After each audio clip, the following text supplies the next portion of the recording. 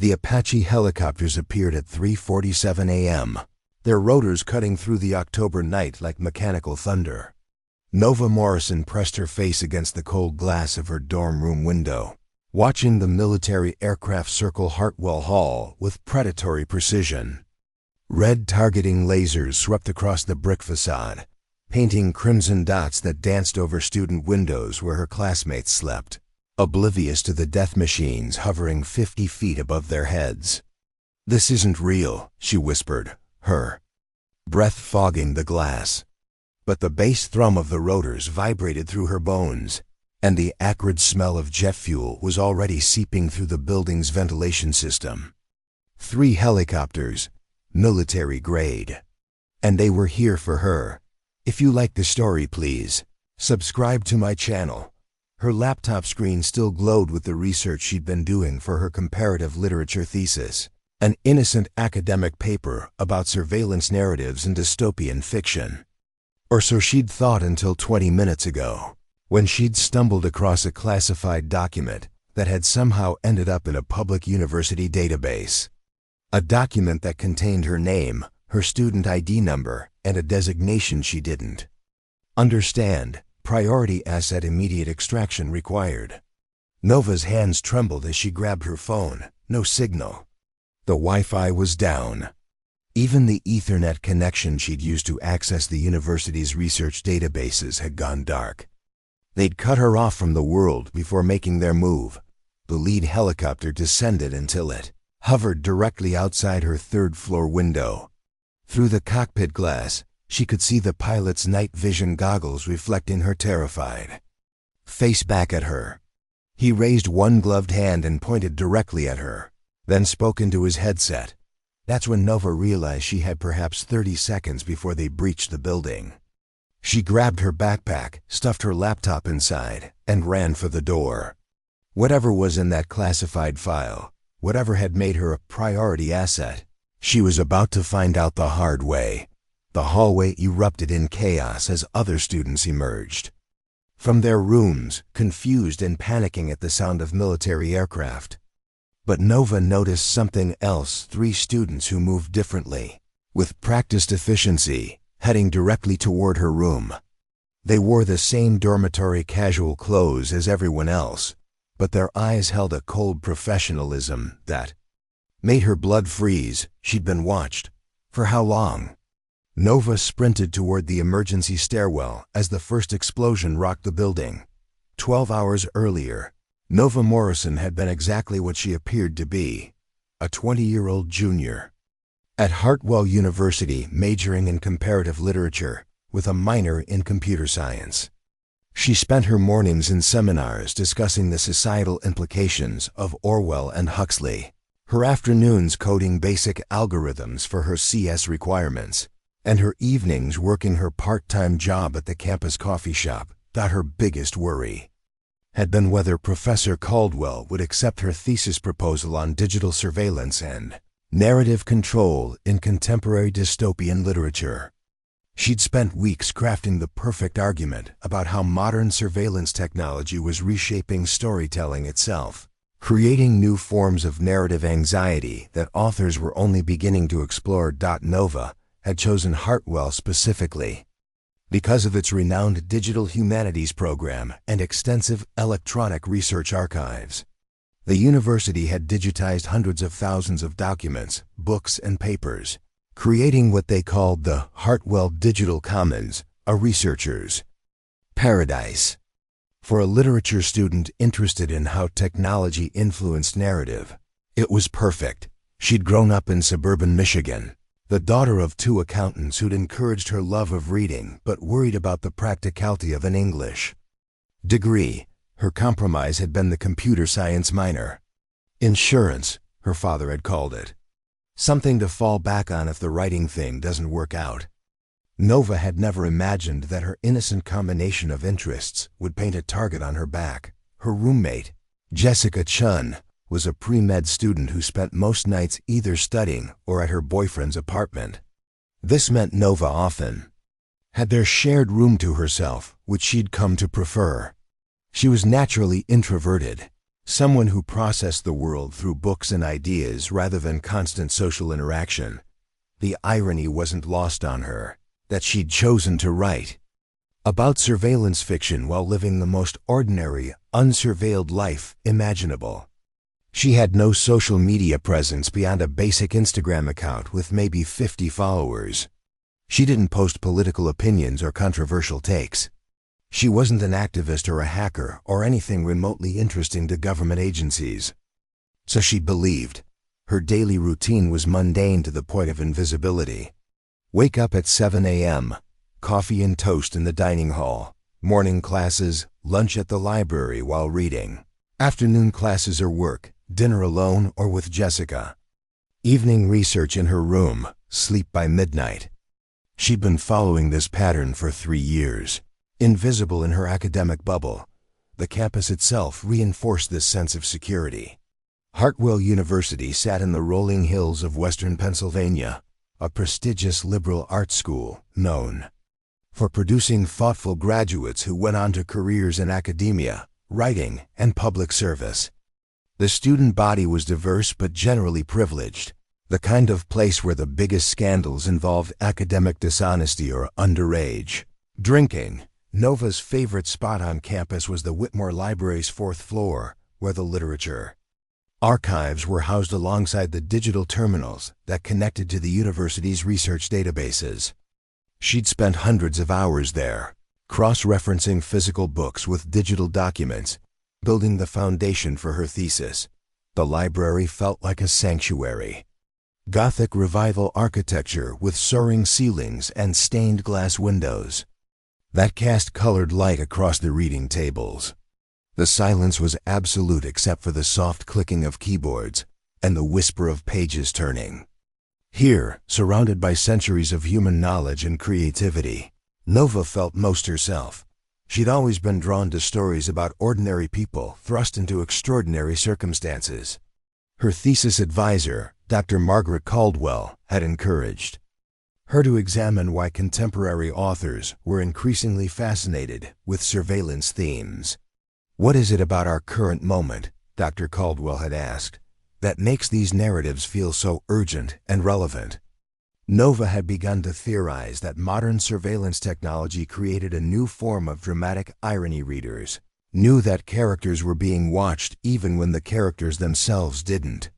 This knowledge gap created a unique form of narrative tension that earlier generations of writers couldn't access.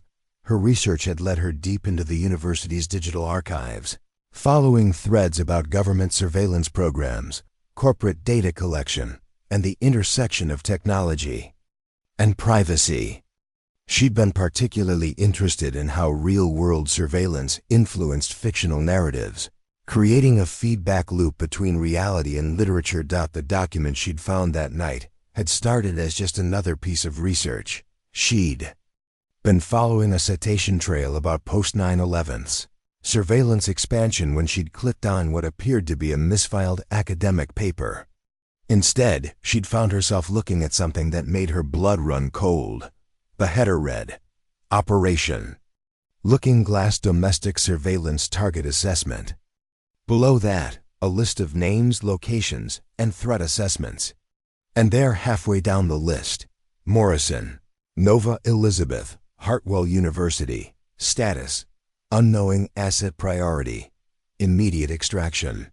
She'd stared at the screen for several minutes, certain it was a mistake or some kind of elaborate prank. Nova Morrison was nobody special. She wasn't a hacker or a spy or a whistleblower. She was just a literature major who happened to be interested in surveillance narratives. But as she'd scrolled through the document, the details became impossible to ignore. Her student ID number, her dorm room assignment, her class schedule, even a notation about her pattern of research behavior, suggesting potential intelligence value. The file indicated that she'd been under observation for 8 months. Since the beginning of her junior year, when she'd first started researching surveillance themes for her thesis. Someone had been watching her watch them, creating a surveillance narrative more complex than anything in the fiction she studied. According to the document, Nova's research had inadvertently identified patterns in government data collection that posed a significant operational security risk. Her academic curiosity had apparently led her to ask the exact questions that intelligence agencies didn't want asked. But the most terrifying part wasn't what she'd discovered, it was what the document indicated would happen next. Subject demonstrates pattern recognition capabilities and research methodology that pose ongoing security risk. Recommend immediate recruitment or neutralization. Recruitment or neutralization. The clinical language made her feel sick. She'd tried to download the file, but it had vanished before she could save it. The database connection had dropped, and when she'd tried to navigate back to the document, the link was dead. As if it had never existed, but someone knew she'd accessed it. The timestamp on her last login would be logged. They would know that. Nova Morrison, unremarkable literature student, had seen something she wasn't supposed to see. That's when she'd started hearing the helicopters, the emergency stairwell filled with smoke as Nova descended, the acrid chemical tang burning her throat. Behind her, she could hear doors being kicked in, boots pounding through hallways, and the sharp crack of what might have been gunfire or flashbang grenades. Students screamed and cried, their voices echoing through the concrete shaft. Nova reached the second-floor landing when someone grabbed her arm. She spun around to find Marcus Webb, a guy from her digital humanities seminar. He was pale, breathing hard, and clutching what looked like a modified tablet device. "Nova, thank God," he gasped. "We need to get you out of here, now." "What are you? How do you know?" "I'm not really a student," he said, pulling her down the next flight of stairs. "I'm an SA, assigned to monitor your research activities. But something's gone wrong. This isn't supposed to be an extraction. This is supposed to be an elimination," Nova's mind reeled. Marcus Webb had sat next to her in Professor Richardson's seminar for 3 months.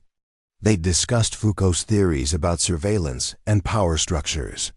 He'd seemed like just another earnest graduate student working on his thesis about digital archival systems. "You're an SA?" she whispered as they reached the first floor. "Look, I know this is a lot to process," Marcus said, checking his device, "but according to my intelligence, you accessed a document tonight that you shouldn't have been able to access. Someone set you up. That file was placed in the university database deliberately, like bait. And you walked right into the trap." The building's fire alarm finally activated, adding its shriek to the chaos. Through the stairwell's small window, Nova could see students evacuating from neighboring dormitories, gathering in confused clusters on the quad, while campus security tried to establish a perimeter. But the helicopters paid no attention to the other buildings. Their focus remained fixed on Hartwell Hall. "Why would someone want to trap me?" Nova demanded as Marcus led her toward a maintenance door she'd never noticed before. "I'm nobody. I'm just a student writing a paper." "You're not nobody," Marcus said, producing a key card that opened the maintenance door with a soft beep. "Your research methodology is remarkable. In 8 months, you've identified data patterns that took our analysts years to recognize.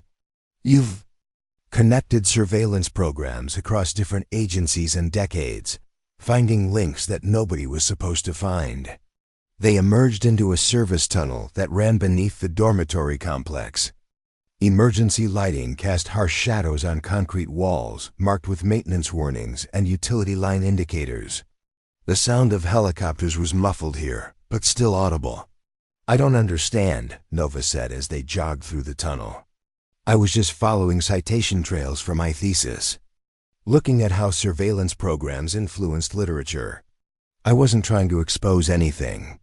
"That's exactly what made you dangerous," Marcus explained, consulting his device again. "You weren't looking for classified information, so you approached the research without the typical operational security mindset. You were just following ideas wherever they led. And they led you places that made some very powerful people very nervous." The tunnel branched ahead. Marcus chose the left passage, which angled upward toward what Nova assumed was an exit near the campus center. His familiarity with these underground routes made her realize how thoroughly the university had been infiltrated. "How long have you been watching me?" she asked. "Since last January. Your research pattern triggered automated surveillance flags. The algorithms flagged you as someone who might stumble across information you shouldn't have access to.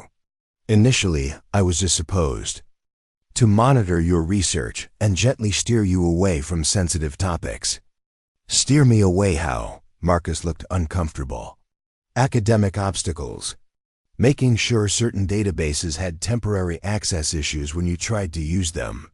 Ensuring that particular research topics became unavailable when you showed interest. Subtle stuff." Nova felt violated in a way that went beyond the immediate physical danger. Her academic work, her intellectual curiosity, her most private thoughts about her research, all of it had been observed and manipulated. "But someone changed the mission parameters tonight," Marcus continued. "Instead of continued monitoring, you've been redesignated as a direct threat requiring immediate action. The document you accessed was placed there specifically to trigger an extraction protocol." They reached a heavy steel door marked "Authorized Personnel Only." Marcus's key card opened this one too, revealing a staircase that led to the surface. Above, Nova could hear sirens and what sounded like military vehicles. "Extraction to where?" she asked. "If you're lucky, a secure facility where they'll debrief you and try to recruit you. If you're not lucky..." Marcus didn't finish the sentence. They climbed toward the surface, the sounds of chaos growing louder. When Marcus cracked open the exit door, Nova could see the full scope of what was happening. The central quad had been transformed into a military staging area. Humvees surrounded the dormitory complex, and soldiers in full combat gear were establishing a perimeter. Spotlights bathed the area in harsh white light, but something was wrong with the scene. The soldiers weren't Army or Marines. Their uniforms bore no standard military insignia. Just a simple geometric logo Nova didn't recognize, 3 interlocking triangles forming a larger triangle. "Those aren't government troops," Marcus said grimly. "That's private military. Someone's gone off book." "What does that mean?" "It means the people who want you aren't bound by the same rules as official government agencies. It means this situation is much worse than I thought." A new sound joined the helicopter rotors, the distinctive whine of drone engines. Nova looked up to see a swarm of small aircraft descending from the night sky, each one equipped with cameras and what looked like weapon systems. Marcus grabbed her arm. "We need to move, now." But as they prepared to run, Nova heard something that stopped her cold. Her own voice, amplified through military-grade speakers, echoing across the campus. "My name is Nova Morrison. I am a student at this university, and I am not a threat to national security. I accidentally accessed a classified document while conducting research for my thesis. I want to cooperate with authorities and resolve this situation peacefully." She stared at Marcus in shock. "I never said that." "Voice synthesis," he replied grimly. "They're creating a narrative, making it look like you're surrendering voluntarily." The implications hit her like a physical blow. Whatever happened next, the official record would show that Nova Morrison had cooperated with her extraction. If she disappeared, if she died, if she was never seen again, the world would believe she'd gone willingly. "Run," Marcus said. They burst from the maintenance exit into a world transformed.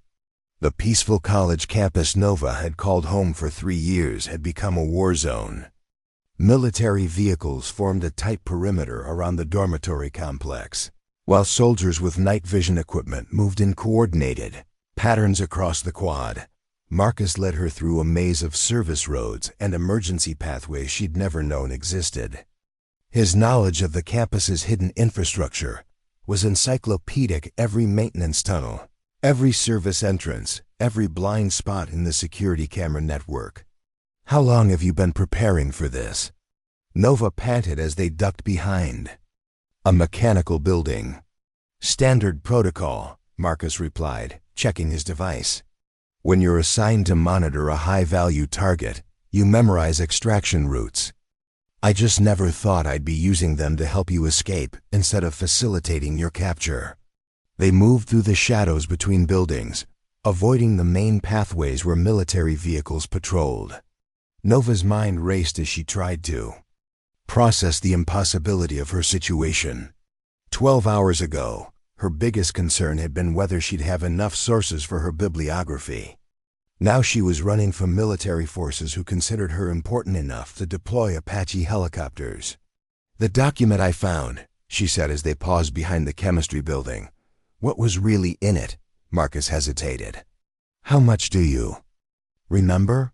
"Names, locations, something about surveillance targets, and my designation as a priority asset." That was Operation Looking Glass, a domestic surveillance program that officially doesn't exist. It uses university research networks to monitor American citizens who demonstrate certain pattern recognition capabilities. Pattern recognition? The ability to see connections across disparate information sources, to identify relationships and trends that others miss. It's an extremely valuable intelligence capability. Nova felt a chill that had nothing to do with the October night. "You're saying they've been watching me because I'm good at research?" "You're not just good at research, Nova. You're exceptional. In 8 months of monitoring your academic work, you've demonstrated analytical capabilities that most intelligence analysts take years to develop. You see patterns that others miss. You make connections that seem intuitive but are actually sophisticated forms of data analysis."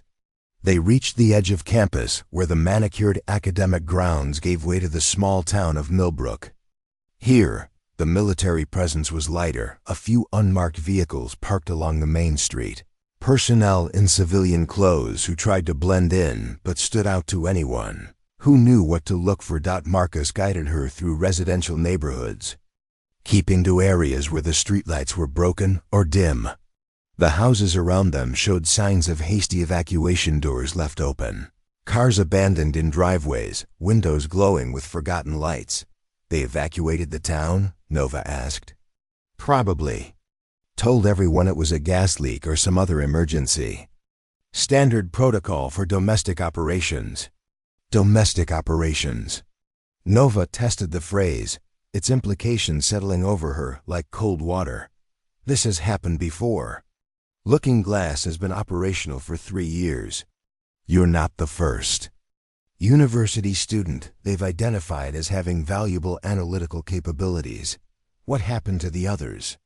Marcus didn't answer immediately. When he finally spoke, his voice was carefully neutral. "Some were successfully recruited.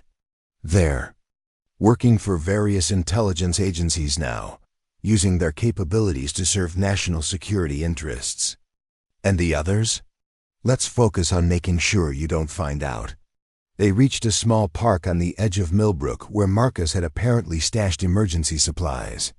From a hidden cache beneath a maintenance shed, he retrieved body armor, additional communication equipment, and weapons that looked far too sophisticated for a graduate student to possess. As Marcus checked his gear, Nova studied his face in the dim light. She realized she'd never really looked at him before, never noticed the way his eyes constantly scanned their surroundings or how he positioned himself to watch multiple approach routes simultaneously.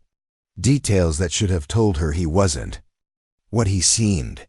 "How much of our friendship was real?" she asked. "The academic discussions were real," he said. "Your ideas about surveillance and narrative were genuinely fascinating. I wrote reports about your theoretical framework that impressed people much higher up the chain than me. But you were evaluating me the whole time." "I was protecting you," Marcus corrected. "My job was to assess whether you posed a genuine security risk, and if not, to keep you from stumbling into information that would make you a risk. Clearly, you failed." Marcus finished checking his equipment and looked directly at her. "Nova, I need you to understand something. The document you accessed tonight, it wasn't an accident. Someone wanted you to find it. What do you mean? That file should never have been accessible through university databases. It was classified at levels that require specialized clearance and isolated networks. For it to appear in the Hartwell Digital Commons database, someone had to deliberately place it there. Nova felt the world shift beneath her feet. You're saying I was set up? I'm saying someone wanted you to access that information, wanted you to see your name on a surveillance list, wanted you to know you were being watched. Why? That's what we need to figure out. Because whoever did this has resources that exceed standard government surveillance capabilities. The helicopters, the private military contractors, the complete communications blackout. This operation is being run by someone with serious power and serious money. A new sound reached them from the direction of campus, the distinctive whistle of incoming missiles. Explosions bloomed in the distance, orange fireballs that illuminated the night sky. They were destroying evidence, Nova realized, erasing any trace of the research databases she'd accessed. They're covering their tracks, Marcus said grimly. But I already saw the document. I know what was in it. Which makes you the only remaining evidence that Operation Looking Glass exists. The full weight of her situation finally hit her. She wasn't just a person who'd accidentally accessed classified information. She was a living, breathing security breach who could expose a surveillance program that officially didn't exist. Marcus's communication device crackled to life. A voice she didn't recognize spoke in military jargon about package location and elimination protocols. Marcus quickly shut off the device, but not before Nova caught the final words. All assets are expendable. Complete the mission. Including you? She asked. Marcus's expression was grim. Including me. They moved through Millbrook's residential neighborhoods as the town awakened to chaos. Families peered through curtains at the military vehicles and aircraft, while local police officers stood around looking confused and excluded from whatever operation was unfolding on their territory. Marcus led Nova to a 24-hour diner on the outskirts of town, the kind of place where truckers and shift workers grabbed coffee and pie. At 4 a.m., it was nearly empty, except for a waitress reading a paperback novel and an elderly man nursing black coffee at the counter. We need to blend in, Marcus said as they took a booth in the back. Act normal. Order something. Nova's hands shook as she picked up the laminated menu. Everything on it seemed surreal. How could people be thinking about pancakes and bacon when military forces were hunting her through the Pennsylvania countryside? The waitress, a tired-looking woman in her 50s named Dolores according to her name tag, approached with coffee and a weary smile. You kids are up early. Everything okay? Car trouble, Marcus said smoothly. Had to walk here from campus. You know how it is. Dolores poured coffee and took their order scrambled eggs and toast for Nova, pancakes for Marcus. Normal food for a thoroughly abnormal situation. While they waited, Marcus used the diner's Wi-Fi to access what he claimed were secure communication channels. His fingers moved over his device with practiced efficiency, navigating systems that were clearly far beyond anything a graduate student should understand. I'm reaching out to contacts who might be able to help, he explained. People who know about Looking Glass, but aren't part of the current operation. You mean there are good guys in this? There are people who believe in accountability and oversight. People who think domestic surveillance programs need proper legal frameworks and congressional authorization. Nova sipped her coffee and tried to process the information. So this is about more than just me. Much more. Looking Glass represents a fundamental shift in how intelligence agencies operate. If they can target American citizens for having the wrong kind of analytical capabilities, if they can monitor university research and eliminate threats to operational security, then we're living in a different country than most people realize. The diner's television, mounted in the corner and usually tuned to morning news shows, suddenly switched to a breaking news report. The anchor's voice filled the quiet space. Ongoing security situation at Hartwell University in Pennsylvania. Local authorities report a gas leak in student dormitories that has required temporary evacuation of the campus. Federal emergency response teams are on scene to assist with the situation. A gas leak. Nova watched footage of students being loaded onto buses, looking confused but not terrified. The reporters had no idea that military helicopters had been circling dormitories or that explosive charges had been detonated inside academic buildings. They're controlling the narrative, Marcus observed, making sure the public sees a routine emergency response, not a military operation. How do they have that kind of media control? The same way they have control over university databases and local police departments. Looking Glass isn't just a surveillance program, it's part of a larger infrastructure designed to manage information and control public perception. Dolores returned with their food, glancing curiously at the news coverage. Terrible thing, that gas leak. Hope those kids are all okay. I'm sure they'll be fine, Marcus replied as they ate. Nova noticed that Marcus kept checking his device and glancing toward the diner's windows. His nervous energy made her realize that their temporary safety was exactly that, temporary. What's our next move? She asked. We need to get you somewhere with better security while I figure out who's running this operation and why they want you dead instead of recruited. How do you know they want me dead? Marcus showed her his device screen, which displayed what looked like a military communications channel.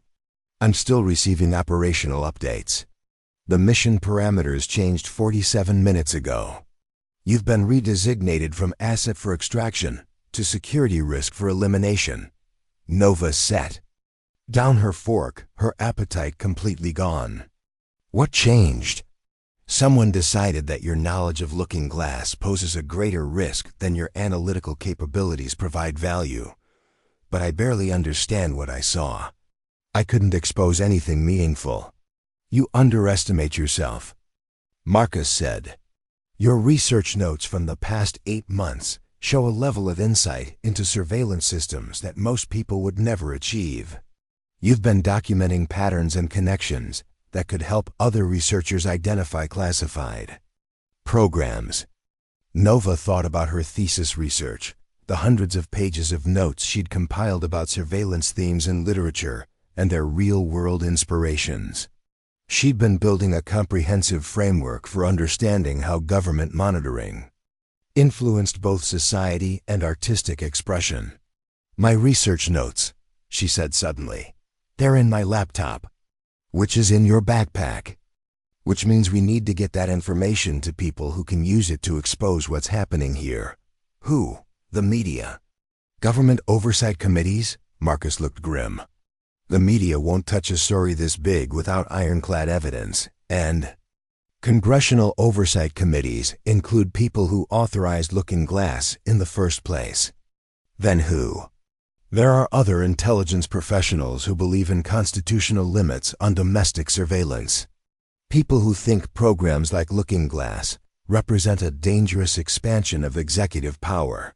Dolores refilled their coffee cups, moving with the practiced efficiency of someone who'd been working night shifts for decades. As she walked away, Nova noticed something that made her stomach drop. Marcus, she whispered. Look at her name tag. He glanced over, then stiffened. The name tag no longer read Dolores. It now read Observation Post Alpha. They found us, Marcus said quietly. The elderly man at the counter turned around, revealing that he wasn't elderly at all, just someone wearing sophisticated makeup and prosthetics. In his hand was a communication device identical to Marcus's. Agent Webb, the man said in a voice that carried absolute authority. Step away from the asset. Marcus's hand moved toward his weapon, but stopped when Nova counted at least 6 laser targeting dots dancing across his chest. How? Nova whispered. Your phone, Marcus realized. Even with no signal, they can track the device's location. Nova looked down at her backpack, where her phone was tucked into a side pocket. The phone she'd checked obsessively throughout the night. The phone that had been with her every step of their escape. The man who wasn't elderly approached their booth with the confident stride of someone accustomed to controlling situations. Miss Morrison, my name is Director Samuel Cross.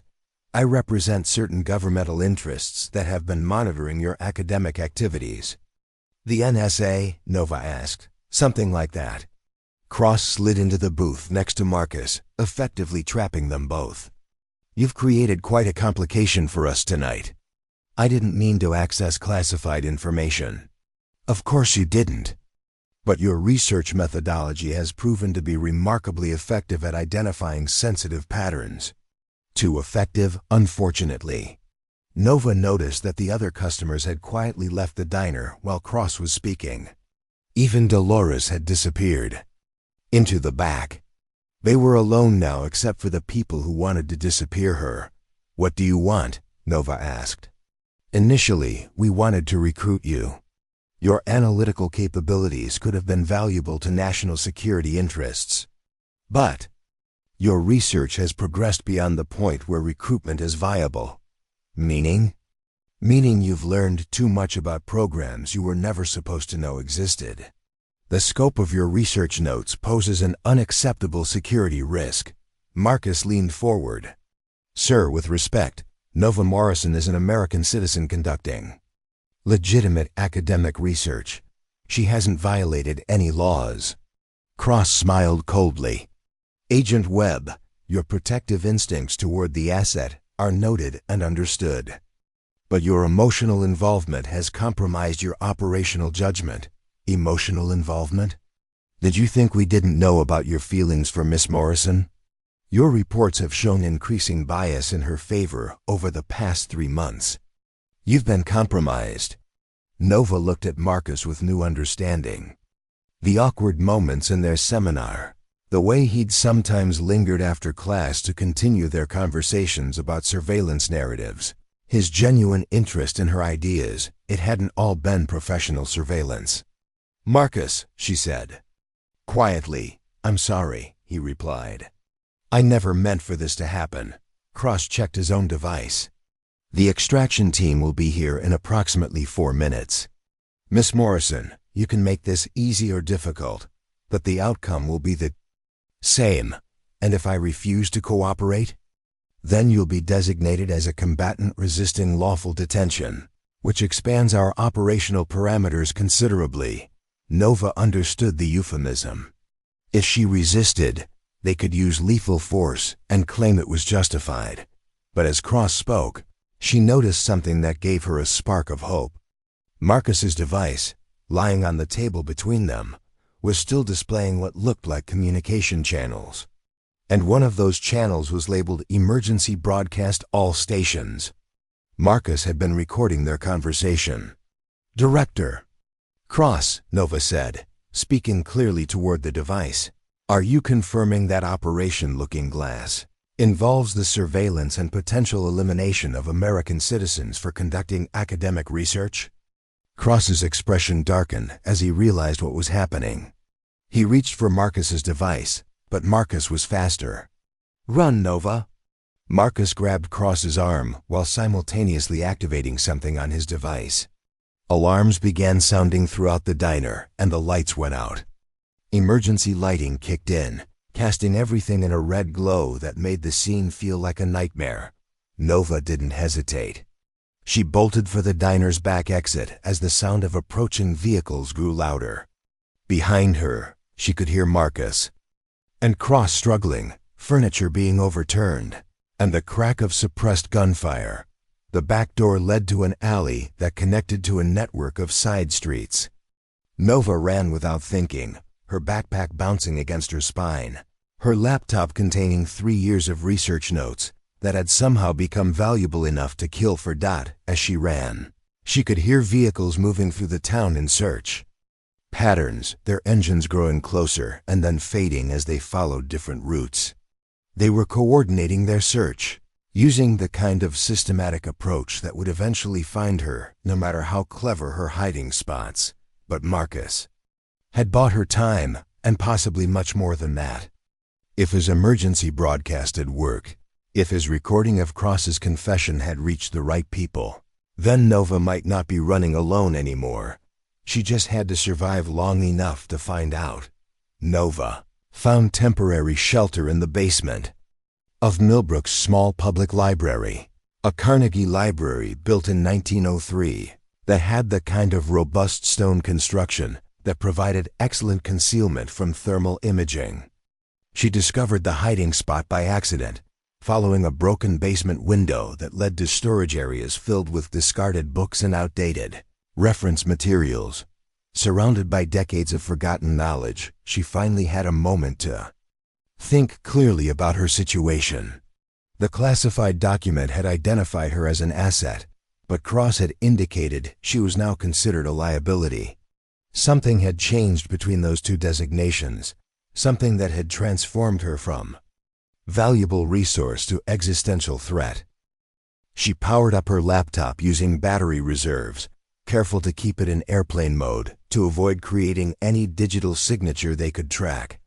Her research files contained 3 years of work, but now she was looking at them with new eyes, trying to understand what patterns she'd identified that could threaten national security. Her thesis notes were extensive and cross-referenced.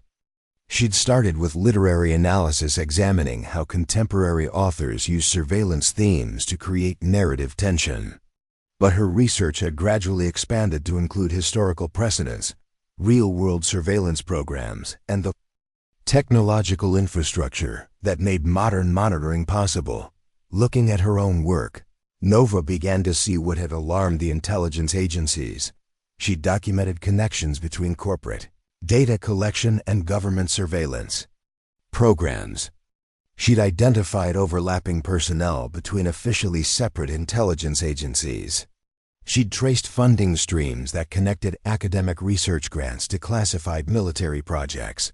Most damaging of all, she'd created detailed timelines showing how surveillance capabilities had expanded without corresponding legal frameworks or oversight mechanisms.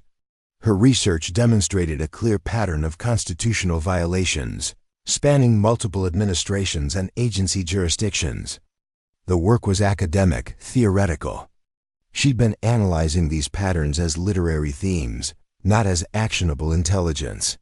The idea that her literature thesis could threaten national security seemed absurd, unless someone was planning to use her research for purposes she'd never intended. Nova found the specific files she'd accessed earlier that night, the ones that had led her to the classified document. Tracing backwards through her citation trail, she began to see a disturbing pattern. Over the past 3 months, certain databases had become accessible that had previously been restricted. Research materials had appeared in public archives that should have remained classified. Someone had been feeding her information systematically, guiding her research toward conclusions they wanted her to reach. Her academic curiosity hadn't led her to stumble across classified materials. She'd been deliberately guided to them. But why?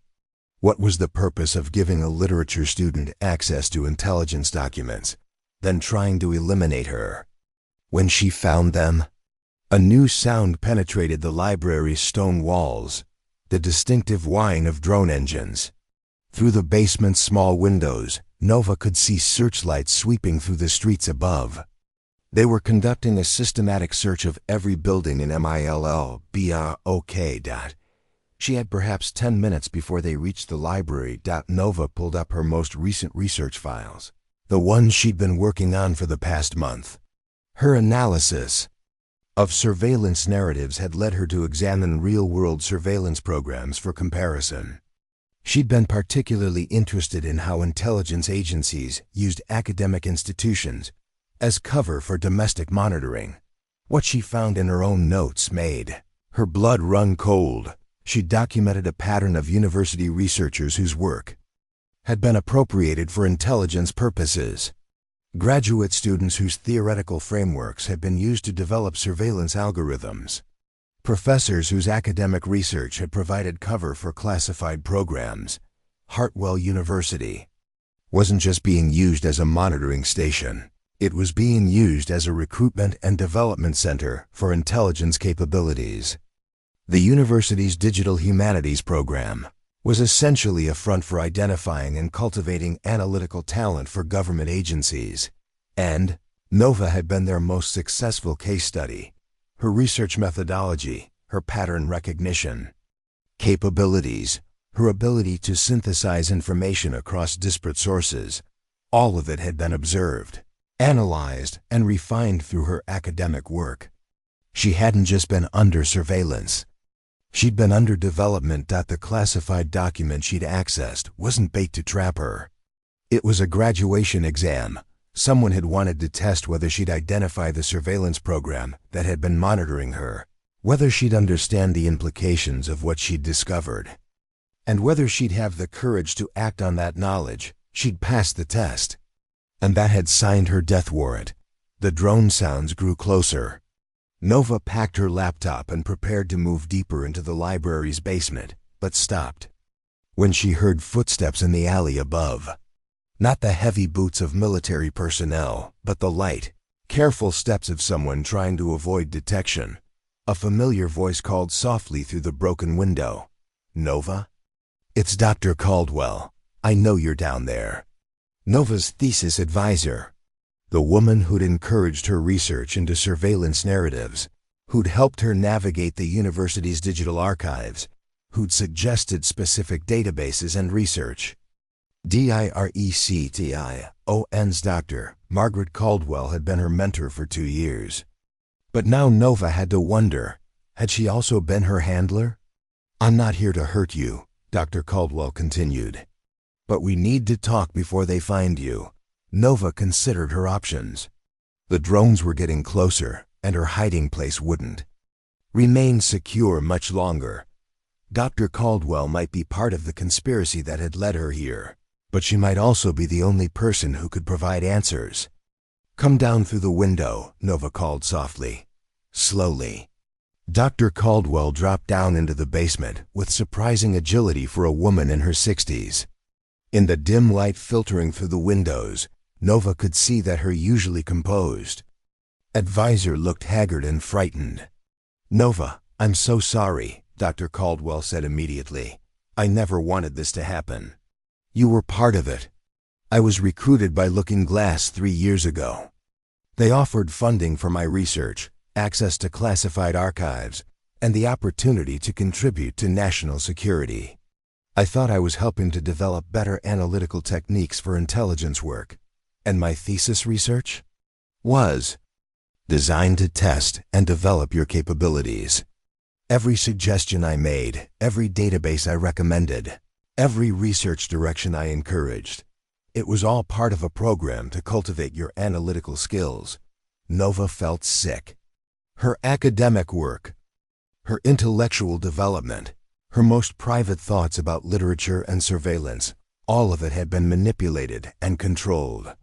"But something changed," Dr. Caldwell continued. 3 months ago, I started receiving different directives. Instead of developing your capabilities, I was told to guide your research towards specific classified materials. You were told to make me find that document. I was told to create a situation where you would access information that would justify your elimination. Someone wanted you dead, Nova, and they were using the Looking Glass program to create a pretense for killing you." The drone sounds grew much closer. Through the basement windows, Nova could see searchlights moving systematically through the nearby buildings. "Who?" Nova demanded. "Who wants me dead? I don't know." The new directives came from higher authority than I'd ever encountered before. People with access to resources that exceed normal intelligence agency capabilities. The private military. Contractors, among other things. Whoever's running this operation has essentially unlimited funding and complete operational autonomy. Nova thought about the helicopters, the coordinated military response, the communications blackout, and the media control she'd witnessed. The scope of resources being used to eliminate one literature student was staggering. "There's something else," Dr. Caldwell said. "Your research wasn't just valuable for its analytical insights. It was valuable because it documented something specific that certain people don't want exposed." "What did I document?" "Connections between corporate surveillance, government intelligence programs, and academic institutions.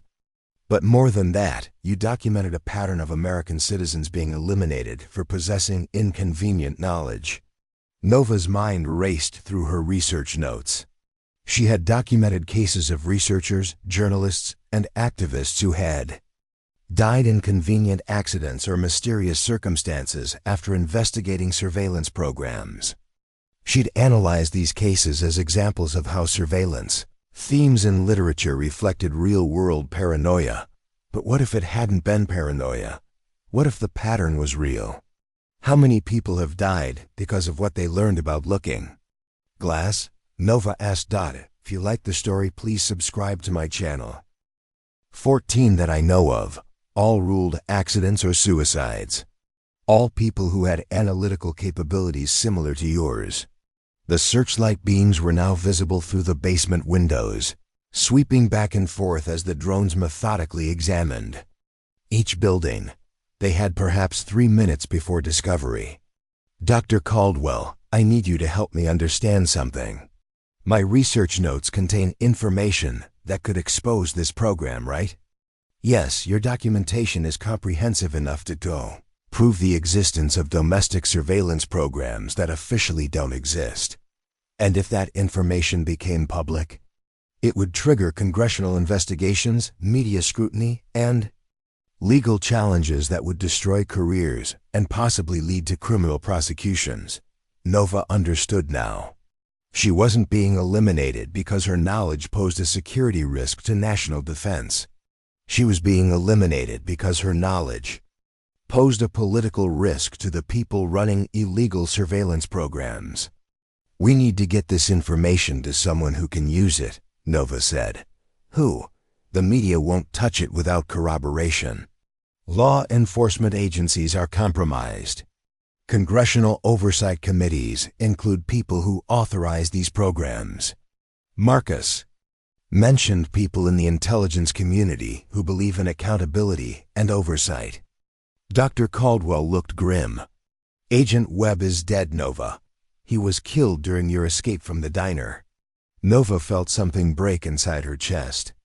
Marcus had died protecting her, died trying to help her escape a situation he'd initially helped create. "But before he died," Dr. Caldwell continued, "he managed to upload your research files to a secure server maintained by intelligence professionals who oppose domestic surveillance overreach." "How do you know that?" "Because I'm one of them." The revelation hit Nova like a physical blow. Her thesis advisor, who'd been manipulating her research for 3 years, was also part of a resistance movement within the intelligence community. "The people who want you dead don't know that your research has already been preserved and transmitted," Dr. Caldwell explained. "They think eliminating you will destroy the evidence of their activities, but it won't. No, but they'll keep hunting you until they realize their cover is already blown." The searchlights grew brighter, closer. They were out of time. "What's the plan?" Nova asked. Dr. Caldwell handed her a secure communication device. "We need to create a situation where your would-be killers reveal themselves publicly, where their actions become so visible that they can't maintain the fiction of a routine security operation." "How?" "By making them chase you somewhere they can't control the narrative." Dr. Caldwell led Nova through a maze of basement tunnels that connected several of Millbrook's older buildings. The library had been built as part of a larger civic complex, and during the Cold War, local authorities had created underground connections between key buildings to serve as emergency shelters. These tunnels were declassified in the 1990s. Dr. Caldwell explained as they navigated the narrow concrete passages. "But most people have forgotten they exist."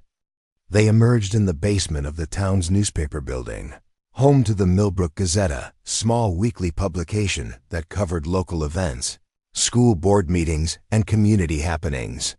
Under normal circumstances, it would be laughably inadequate for exposing a major intelligence conspiracy. But these weren't normal circumstances. The Gazette's editor is Jennifer Walsh, Dr. Caldwell said as they climbed stairs to the main newsroom. She's been investigating unusual government activities in the area for 2 years. What kind of activities? Increased military aircraft, traffic, federal agents conducting surveillance in academic institutions, students and professors disappearing under mysterious circumstances. They reached the newsroom, a cramped space filled with outdated computers and filing cabinets stuffed with decades of local journalism. Jennifer Walsh sat at the central desk, a woman in her 40s with the tired eyes of someone who'd been working all night. "Dr. Caldwell," Jennifer said, looking up from her computer. "I've been expecting you." "Jennifer, this is Nova Morrison." Jennifer's expression shifted from tired to intensely focused. "The student from the campus gas leak. I've been monitoring radio traffic all night. There's no gas leak, is there?" "No," Nova said. "There's something much worse." Jennifer gestured for them to sit down. "I've been documenting strange activities around Hartwell University for months. Federal vehicles that don't appear in any official databases. Students who transfer out suddenly without explanation. Research projects that get classified overnight." Nova noticed that Jennifer's computer displayed multiple screens showing police scanners, emergency radio frequencies, and social media feeds. Despite running a small-town newspaper, she was conducting sophisticated intelligence gathering. "How much do you know about Operation Looking Glass?" Dr. Caldwell asked. "Officially, nothing. Unofficially, I know it's a domestic surveillance program that uses academic institutions to identify and monitor American citizens with certain analytical capabilities." Nova was surprised by how much a small-town journalist had managed to uncover. "How did you learn about it?" "Sources in the intelligence community who believe in constitutional oversight. People who think domestic surveillance programs need proper legal frameworks and public accountability. The same people Marcus was working with," Nova realized. Jennifer nodded grimly. "Agent Webb uploaded significant intelligence about Looking Glass to secure servers before he was killed. That information is now in the hands of journalists, congressional staff members, and civil rights organizations." "Then why are they still trying to kill me?" "Because they don't know that your research has already been preserved and distributed. And because eliminating you would send a message to other potential whistleblowers." Dr. Caldwell showed Jennifer the secure communication device she'd given Nova. "We need to create a situation where their assassination attempt becomes undeniably public. Live television," Jennifer said immediately. "If we can get Nova on live television, discussing her research and the threats against her life, they can't make her disappear without creating a major public scandal." "How do we arrange that?" Jennifer pointed to her computer screens. "The stories already building momentum. Social media posts from Hartwell students asking questions about the gas leak. Local residents posting videos of military aircraft and unexplained emergency vehicles. Internet conspiracy theorists connecting tonight's events to other suspicious incidents around university campuses." Nova looked at the screens, watching real-time posts from people who'd witnessed parts of the night's events. Students tweeting photos of helicopters, residents sharing videos of military convoys, local police officers expressing confusion about being excluded from an operation in their own jurisdiction. "The narrative is fragmenting," Jennifer continued. "The official story about a gas leak isn't holding up against eyewitness accounts and photographic evidence. But social media posts aren't enough to stop them from killing me." "No, but they create an environment where your assassination would raise too many questions. If you disappear now, after all this attention, people will demand answers." Dr. Caldwell checked her secure device. We have a problem. The extraction teams are expanding their search pattern. They'll locate this building within the hour. Jennifer stood up decisively. Then we need to move fast. I have contacts at regional news stations. People who would be very interested in interviewing a college student who accidentally uncovered a classified government surveillance program. Will they believe the story? With the evidence Agent Webb preserved, and with Dr. Caldwell's testimony about her involvement in the program. Yes, especially if we can document the attempt to eliminate you in real time. Nova understood what Jennifer was proposing. You want to use me as bait. I want to create a situation where your would-be assassins have to choose between completing their mission and maintaining operational security. If they pursue you into a public forum, they expose themselves. If they don't pursue you, you live to testify about what you've learned. And if they decide operational security isn't more important than eliminating me, Jennifer's expression was grim. Then at least your death will be witnessed and recorded, which will expose the program anyway. Nova thought about Marcus, who'd died protecting her from people who considered her expendable. About the 14 other people who'd been eliminated for learning inconvenient truths. About the literature students who might come after her, unknowingly developing analytical capabilities that would mark them for elimination. How do we do it? Jennifer was already making phone calls, activating a network of contacts she'd developed. During her investigation, regional news directors, investigative journalists, civil rights attorneys, and congressional staff members who specialized in intelligence oversight. Channel 8 News will do a live interview at their Pittsburgh studio, Jennifer announced after 20 minutes of intense phone conversations. They'll provide security for transportation and a guarantee that the interview will be broadcast regardless of any government pressure to suppress it. When? 1 hour. Their morning news program starts at 6 a.m. and they'll open with your story. Nova looked at the clock. 5:15 a.m. In 45 minutes, she would be on live television, exposing a classified surveillance program to thousands of viewers while the people who wanted her dead watched helplessly or tried to stop her. They'll attempt to intercept us during transport, Dr. Caldwell warned. Channel 8 is sending an armored news van with a security escort, Jennifer replied. And they'll be broadcasting the journey live. Any attempt to stop the van will be witnessed by their viewing audience. Nova realized the elegant simplicity of the plan. By making her transportation and interview completely public, they were forcing her would-be assassins to choose between operational exposure and mission completion. What about after the interview? Once your story is public, eliminating you becomes counterproductive, Dr. Caldwell explained. Your death would only validate your claims and intensify scrutiny of the surveillance program. Unless they decide that message intimidation is more important than operational security. Jennifer looked uncomfortable. There is that risk. Nova thought about her options. She could spend the rest of her life running from intelligence agencies that had unlimited resources and legal immunity.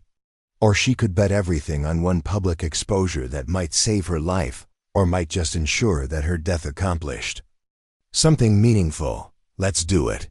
The Channel 8 news van arrived at exactly 5:30 a.m., an armored vehicle designed for war zone reporting that looked absurdly out of place on Millbrook's quiet residential streets. It was accompanied by a security escort of 2 SUVs filled with private contractors who specialized in protecting journalists in hostile environments. As Nova climbed into the van, she noticed the sophisticated communication equipment and broadcast technology that would allow them to go live from anywhere along their route. The driver was a former military communications specialist who introduced himself only as Rodriguez. "Miss Morrison," Rodriguez said as they pulled away from the newspaper building, "our instructions are to get you to the studio safely and to broadcast any interference with that mission. Are you ready for this?" Nova looked through the van's bulletproof windows at the sleeping town of Millbrook. In a few hours, This quiet place would be the center of a national controversy about domestic surveillance and government overreach. I'm ready.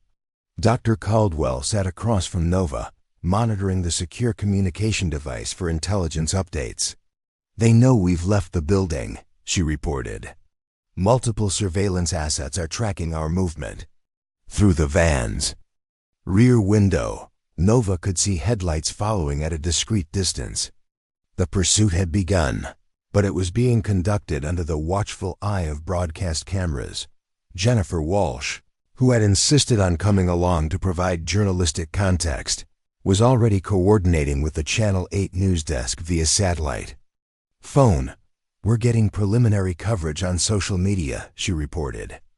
Videos of the armored news van and security escort are being posted in real time. Nova felt surreal watching her own escape become a media event. The very surveillance technology that had trapped her was now being used to protect her through radical transparency. Miss Morrison, Rodriguez called from the driver's seat. We're getting radio chatter about roadblocks being established ahead. Do you want to go live now or wait until we encounter resistance? Nova thought about the implications. Going live while they were still moving freely would allow her to tell her story without immediate pressure. But waiting until they encountered resistance would provide dramatic proof of the threats against her. Let's wait, she decided. I want people to see what happens when someone tries to expose domestic surveillance programs.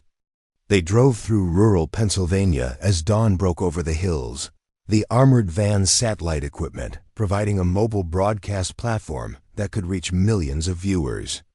Behind them, the surveillance vehicles maintained their distance, clearly uncertain about how to proceed under such public scrutiny. Dr. Caldwell received an update on her device. They're trying to coordinate with local law enforcement to justify stopping our vehicle. On what grounds? National security.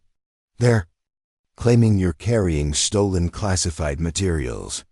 Jennifer looked up from her phone. That won't work.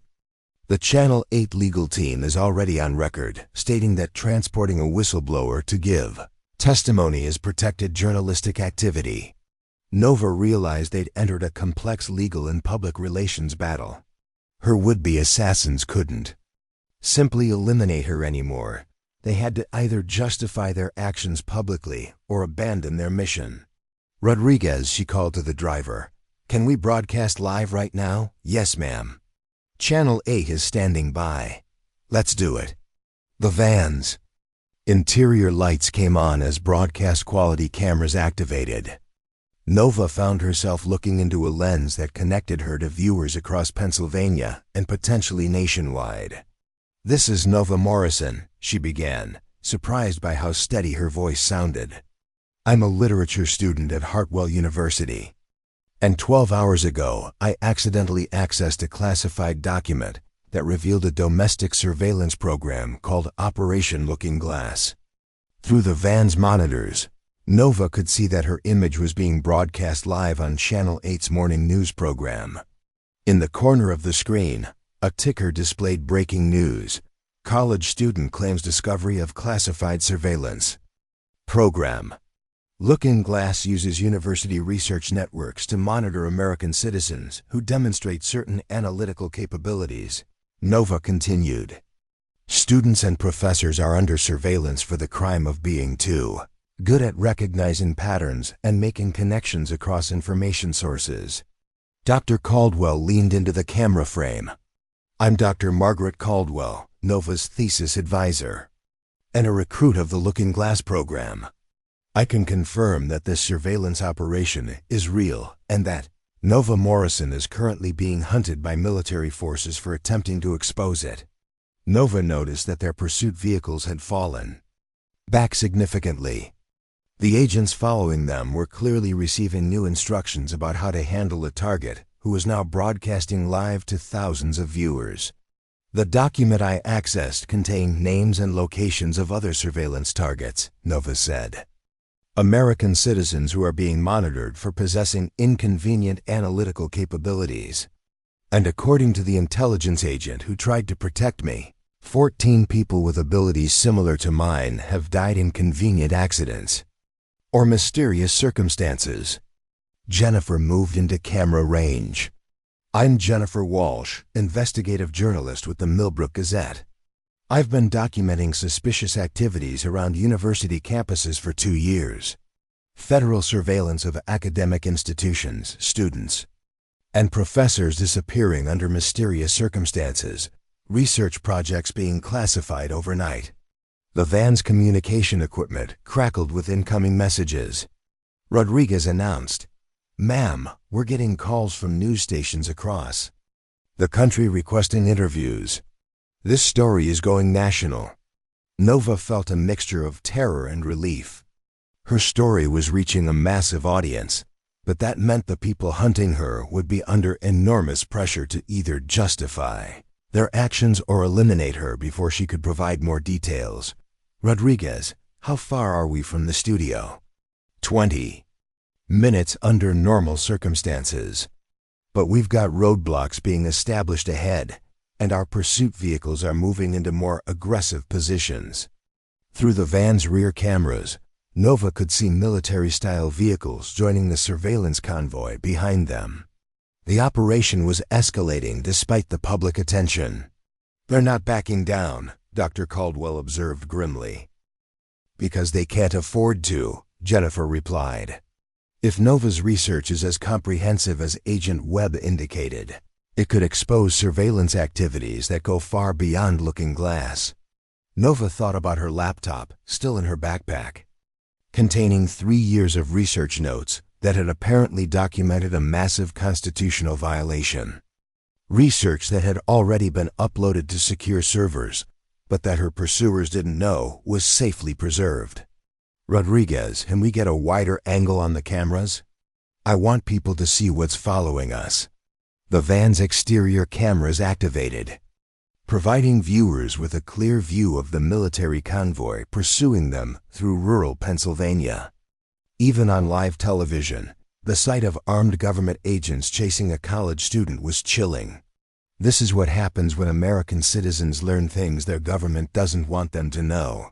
Nova said directly to the camera, "This is the reality of domestic surveillance in a country that claims to value constitutional rights and academic freedom." Rodriguez's voice cut through the broadcast. "Ma'am, we've got a problem. Helicopters approaching from the north." Nova looked through the van's skylight to see familiar Apache helicopters descending toward their route. The same aircraft that had circled her dormitory 8 hours earlier were now pursuing her armored news van while thousands of people watched on live television. "Ladies and gentlemen," Nova said to the camera, "you're about to witness what the United States government considers an appropriate response to a literature student who accidentally accessed classified information." The helicopters moved into attack formation overhead. The first missile struck the road 50 yards ahead of the news van, sending chunks of asphalt flying across the rural highway. Rodriguez yanked the steering wheel hard left, taking them off-road through a harvested cornfield while maintaining broadcast signal through the van's stabilized satellite equipment. "Did you see that?" Nova shouted into the camera. "They just fired a missile at a news van broadcasting live on television." The van's exterior cameras captured the Apache helicopters hovering overhead, their weapon systems clearly visible to viewing audiences. Whatever plausible deniability the government had hoped to maintain was evaporating in real time. Dr. Caldwell was speaking rapidly into her secure communication device, trying to reach contacts who might be able to call off the attack. "Someone with serious authority ordered this escalation," she reported. "This goes higher than normal intelligence agency operations." Jennifer was coordinating with the Channel 8 newsroom, ensuring that backup recordings were being made and distributed to other news organizations. "If they destroy this van, the footage will still exist," she told Nova. Rodriguez navigated through the cornfield with expert precision, using the van's all-terrain capabilities to maintain distance from ground pursuit vehicles. But the helicopters overhead could track their movement easily, and the next missile strike would likely be more accurate. "This is Nova Morrison," she said to the camera, trying to keep her voice steady as the van bounced through rough terrain. "I want everyone watching to understand what you're seeing. The United States military is attempting to kill an American citizen for exposing a domestic surveillance program." Through the van's rear cameras, viewers could see the ground pursuit convoy attempting to follow them off-road. Military vehicles and unmarked SUVs were converging on their position from multiple directions, creating a closing net that would be impossible to escape. New voice came through the van's communication system, a phone call from the Channel 8 newsroom being broadcast live. "Nova, this is Sandra Mitchell, Channel 8 News Director. We're getting calls from congressional offices demanding to know what's happening. Are you safe?" "For now," Nova replied as another missile exploded nearby, close enough to rock the van. "But they're clearly willing to kill me on live television rather than let me reach your studio. We're patching through a call from Congressman David Park, chairman of the House Intelligence Committee." Nova's heart leaped. If they could get a congressman on record during the live broadcast, demanding her protection, it might force her pursuers to stand down. "Miss Morrison, this is Congressman Park," an authoritative voice said through the van speakers.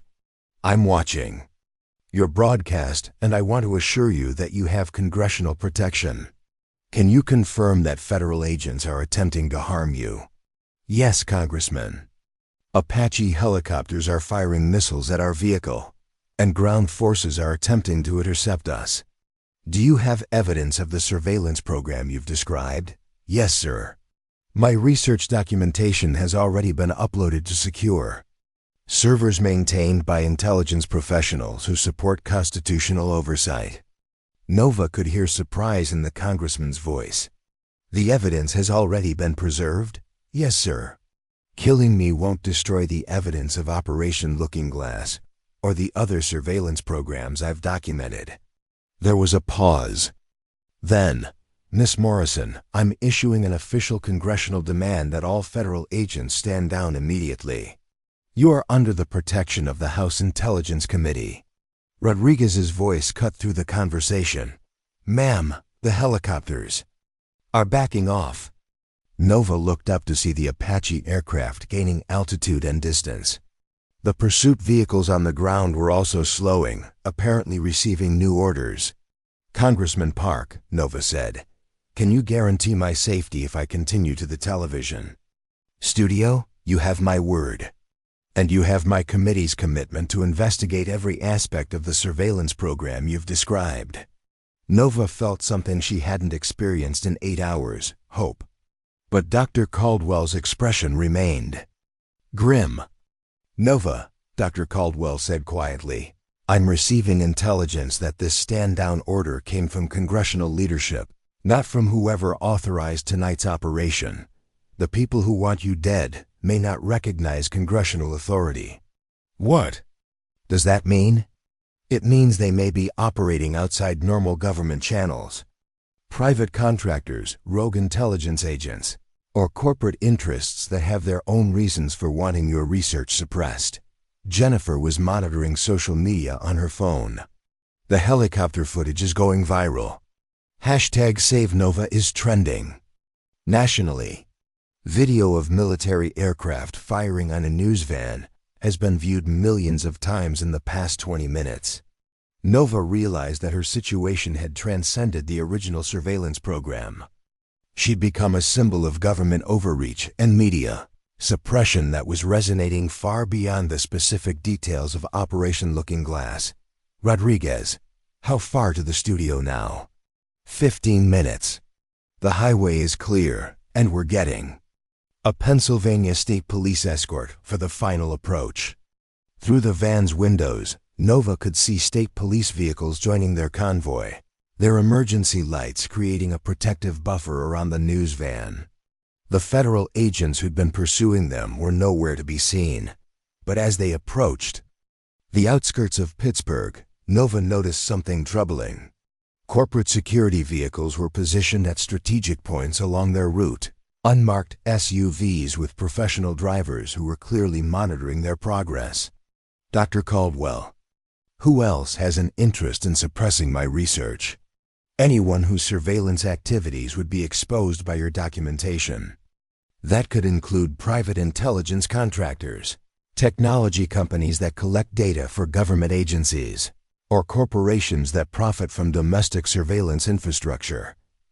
Companies like Hartwell University's technology partners. Dr. Caldwell's expression darkened. Nova, what do you know about who funds the Digital Humanities program at Hartwell? Not much. I assumed it was standard academic grants and university funding. The digital infrastructure that you've been using for your research is provided by several major technology companies. Companies that also provide surveillance technology to intelligence agencies. Nova felt pieces falling into place.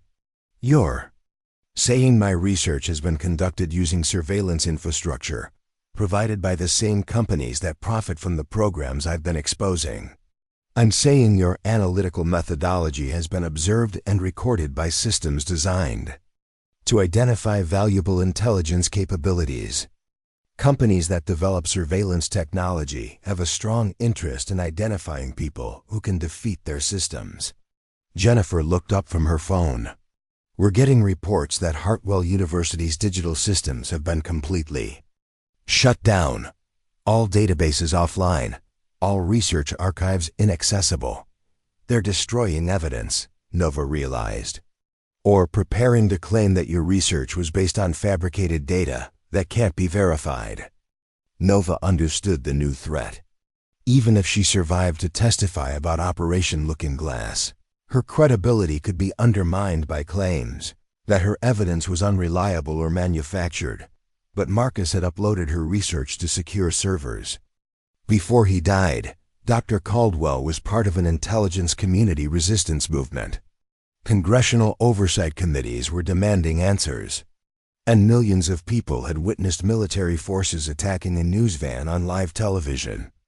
Truth was already beyond anyone's ability to suppress completely. Rodriguez, let's get to that studio. I have more to say. Channel 8's Pittsburgh studio had been transformed into a fortress. Private security contractors provided by the network surrounded the building, while Pennsylvania State Police maintained a perimeter that kept federal agents at a distance. Inside, the newsroom buzzed with activity as journalists and producers coordinated what was already being called the biggest domestic surveillance story since Edward Snowden. Nova sat in the makeup chair, trying to process the surreal experience of preparing for a television interview while outside. Government agents and corporate security teams monitored the building. Through the studio's windows, she could see satellite trucks from national news networks arriving to cover her story. "How are you holding up?" asked Sandra Mitchell, the Channel 8 news director who would be conducting the interview. "I keep expecting to wake up," Nova replied honestly. "Yesterday morning, I was worried about turning in my thesis proposal on time." Sandra reviewed her notes, which had grown substantially during Nova's dramatic transportation to the studio.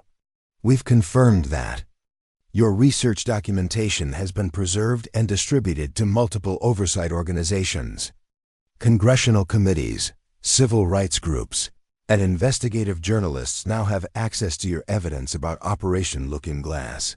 So I'm safe? From immediate elimination, probably.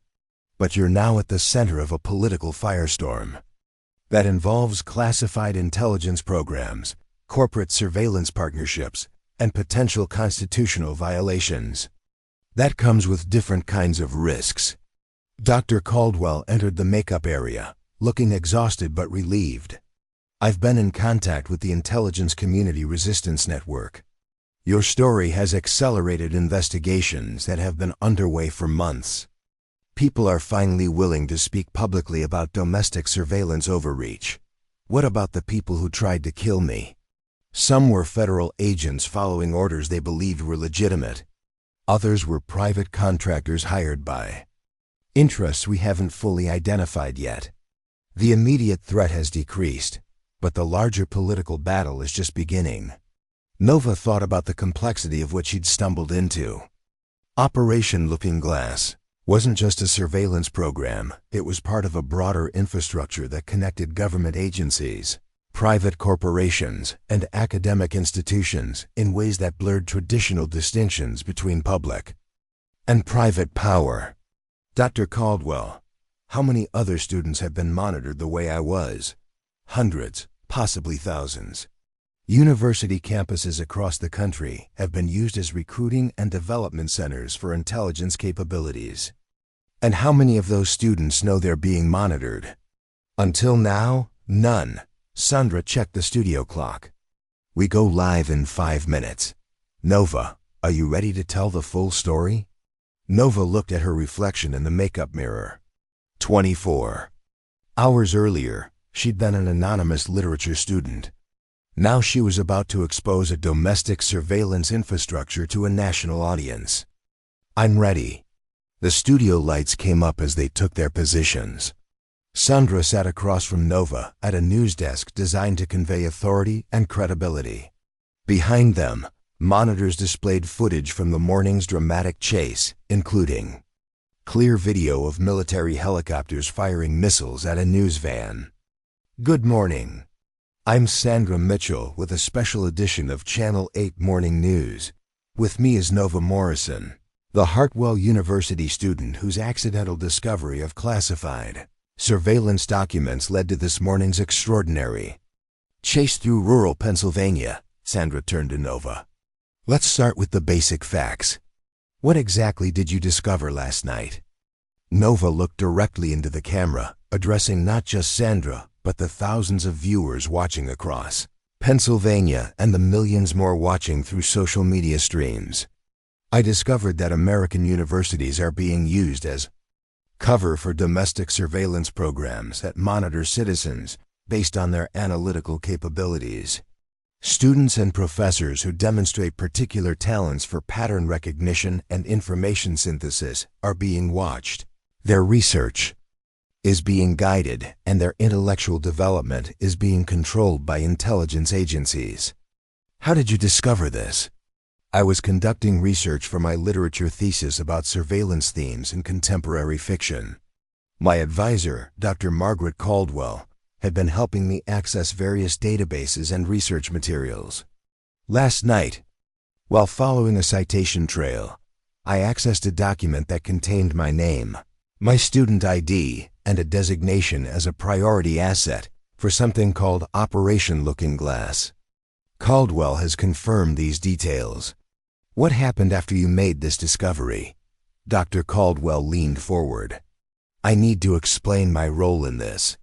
3 years ago, I was recruited by what I believed was a legitimate academic research program, designed to identify students with exceptional analytical capabilities.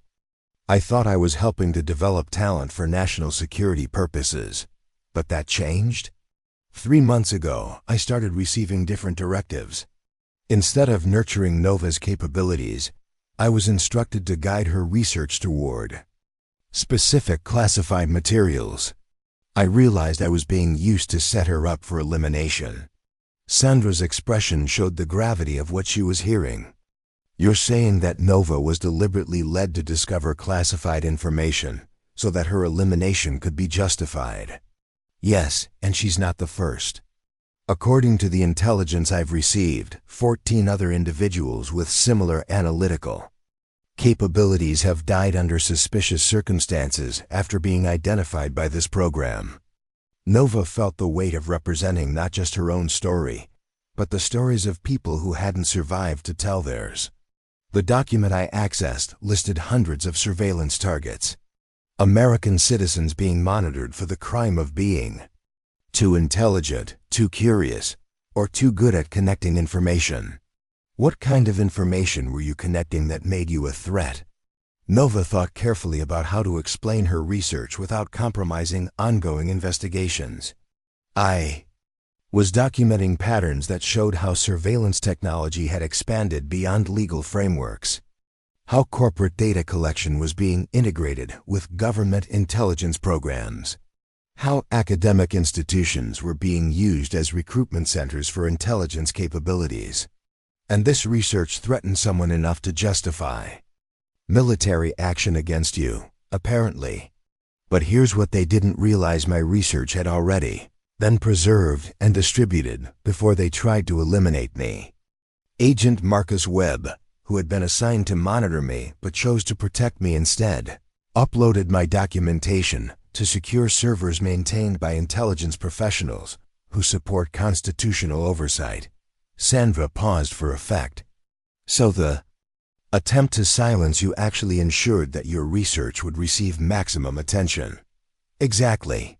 By trying to kill me on live television, they validated every concern about government overreach and domestic surveillance that my research documented.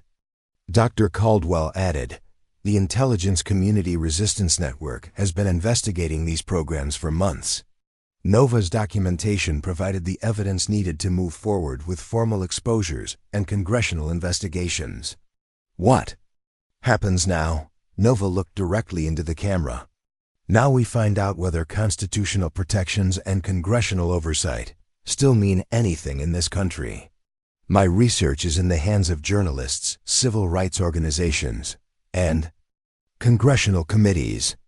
The people responsible for Operation Looking Glass can no longer hide behind classifications and denial. Sandra received a note from her producer. "Nova, I'm getting word that we have Congressman David Park standing by. He chairs the House Intelligence Committee and has been following your story." "Congressman Park?" A voice filled the studio through the speakers. "Sandra, thank you." "Miss Morrison, first I want to confirm that you are under congressional protection and that any further attempts to harm you will be met with the full force of congressional investigation and criminal prosecution." "Thank you, Congressman." "Second, I want to inform the public that based on the evidence you've provided, the House Intelligence Committee is launching an immediate investigation into Operation Looking Glass and related domestic surveillance programs. We will be issuing subpoenas for documents, testimony, and communications related to these activities." Nova felt a surge of validation. "Congressman, how can we ensure that other students and researchers who might be under surveillance are protected?" "Excellent question. We're working with university administrators across the country to audit their research database security and to identify any unusual federal monitoring of academic activities. We're also establishing a protected disclosure process for individuals who believe they've been targeted by domestic surveillance programs." "What about the private contractors and corporate interests involved in these programs?" "That's a crucial aspect of our investigation. The integration of corporate surveillance capabilities with government intelligence programs raises serious questions about accountability and constitutional limits. We'll be examining the full scope of these partnerships." Sandra looked at her notes. "Congressman, what can you tell us about the military response we witnessed this morning?" "That's perhaps the most troubling aspect of this entire situation. The use of military assets against an American citizen on domestic soil represents a serious escalation that requires immediate explanation. We're demanding a full accounting of who authorized those actions and under what legal framework they believed such force was justified." Nova realized that her ordeal had exposed something larger than she'd initially understood. "Congressman, my research suggested that the surveillance programs I documented were part of a broader infrastructure that operates outside normal government oversight. Are you prepared to investigate activities that might implicate senior officials and major corporations?" There was a pause before Congressman Park responded. "Miss Morrison, wherever the evidence leads, we will follow. The American people deserve to know the full scope of domestic surveillance activities being conducted in their name." After the congressman signed off, Sandra turned back to Nova. "What's next for you personally?" Nova considered the question. Her old life as an anonymous literature student was over forever, but perhaps that wasn't entirely a bad thing. "I'm going to continue my research, but with a different focus. Instead of analyzing surveillance themes in fiction, I want to help document and expose real-world surveillance overreach. There are apparently hundreds of other people who've been monitored the way I was, and most of them don't know it yet. You're not afraid? I'm terrified, Nova admitted. But I'm more afraid of what happens if people like me stay silent. If we accept that intellectual curiosity and analytical capability are reasons for government, surveillance, and potential elimination. Dr. Caldwell spoke up. There's something else the public should know. The intelligence community resistance network that has been supporting Nova includes hundreds of current and former intelligence professionals who believe these domestic surveillance programs violate their oaths to protect and defend the Constitution. You're saying there are people within the intelligence community who oppose these programs? Absolutely. People who became intelligence professionals to protect American security, not to monitor American citizens for political purposes. Nova's story has given them the opportunity to speak publicly about activities they've been concerned about for years. Nova felt a sense of hope building. That's the most important thing people should understand. This isn't about being anti-government or anti-security. This is about ensuring that security programs operate within constitutional limits and democratic accountability. Sandra checked her notes one final time. Nova, any final message for people who might be watching? Nova looked into the camera, thinking about all the students and researchers and journalists who might be under surveillance without knowing it. If you're someone who asks difficult questions, who makes unexpected connections, who sees patterns that others miss, you might be being watched. But you're not alone. There are people working to protect intellectual freedom and constitutional rights. And there are legal, protected ways to report surveillance overreach. And to the people responsible for Operation Looking Glass? Nova's expression hardened. Your program is exposed. Your methods are documented. Your legal justifications are being examined by congressional committees and constitutional scholars. The American people are watching now, and they're asking questions you can't answer in secret anymore. The interview concluded with contact information for congressional oversight offices and civil rights organizations. As the studio lights dimmed, Nova felt something she hadn't experienced in 24 hours, the possibility of a future beyond constant fear. But even as relief washed over her, she knew this was just the beginning. The investigation into Operation Looking Glass would take months or years. The corporate and political interests behind domestic surveillance programs wouldn't give up easily. And there were hundreds of other surveillance targets who still didn't know they were being monitored. Nova Morrison had accidentally stumbled into a secret war, being fought over the future of privacy, intellectual freedom, and constitutional government in America. Now she was committed to fighting that war deliberately, with full knowledge of the stakes and the risks. As she left the studio, escorted by Pennsylvania State Police and congressional security personnel, Nova caught sight of her reflection in the building's glass doors. She still looked like a college student, but something fundamental had changed. She'd been forced to grow up overnight, to become someone who could stand up to the most powerful surveillance apparatus in human history. Her phone buzzed with a text message from an unknown number. Ms. Morrison, this is Special Agent Sarah Shun, FBI Constitutional Oversight Division. We'd like to discuss protective custody arrangements and your cooperation with ongoing investigations. You have allies in law enforcement who support constitutional compliance. Another message followed. From a different number. Nova, this is Dr. Robert Hayes, Georgetown University. We'd like to offer you a full scholarship to complete your graduate studies in our new Digital Rights and Constitutional Technology program. Your research is exactly what academia needs right now. And then a third message that made her smile. This is Marcus Webb's sister, Lieutenant Colonel Rebecca Webb, U.S. Army Judge Advocate General. Marcus told me about you in his final encrypted message. The fight he started isn't over. Are you interested in making sure it was worth his sacrifice? Nova pocketed her phone and stepped into the morning sunlight.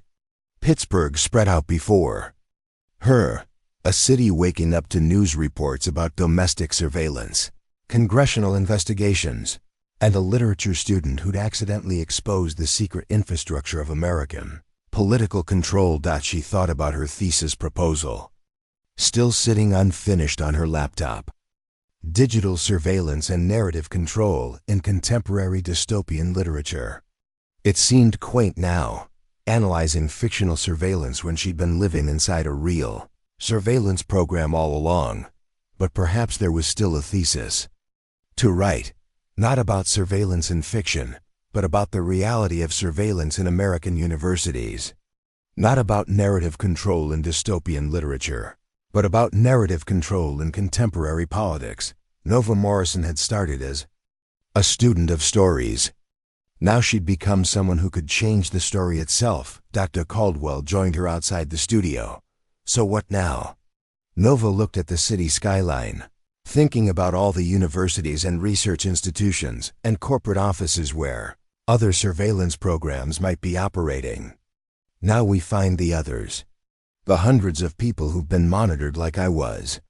We help them understand what's happening to them, and we build a network that can resist this kind of surveillance overreach. That sounds like dangerous work. Everything worth doing is dangerous, Nova replied. But at least now it's dangerous in the open, where people can see what's happening and make informed choices about what kind of country they want to live in. As they walked toward the secure vehicle that would transport Nova to her next destination, a congressional briefing room where she would provide detailed testimony about Operation Looking Glass, she reflected on how much had changed in 24 hours. Yesterday, she'd been afraid of failing a literature class. Today, she was helping to rewrite the boundaries between security and freedom in American democracy. The surveillance state had made a critical error. They'd assumed that eliminating Nova Morrison would eliminate the threat she represented. Instead, their attempt to silence her had amplified her voice beyond anything she could have achieved alone. Now millions of people knew about Operation Looking Glass. Congressional investigations were beginning. Intelligence community whistleblowers were coming forward. And Nova Morrison, who'd started this journey as an accidental target, had become an intentional activist. The story was far from over. In fact, Nova realized as she settled into the secure vehicle, this was just the end of the first chapter. If the story captivated you, if it made you think about surveillance, privacy, and the balance between security and freedom in our modern world, please consider supporting this channel. Hit that like button to help this story reach other people who appreciate deep, thoughtful fiction. Share it with friends who love political thrillers, conspiracy stories, or tales about ordinary people thrust into extraordinary circumstances. Most importantly, subscribe to the channel and ring that notification bell. I'm constantly working on news stories, espionage thrillers, science fiction epics, historical mysteries, and contemporary dramas that explore the world we live in and the worlds we might create. Each story is crafted with the same attention to detail and commitment to engaging storytelling that you've experienced here.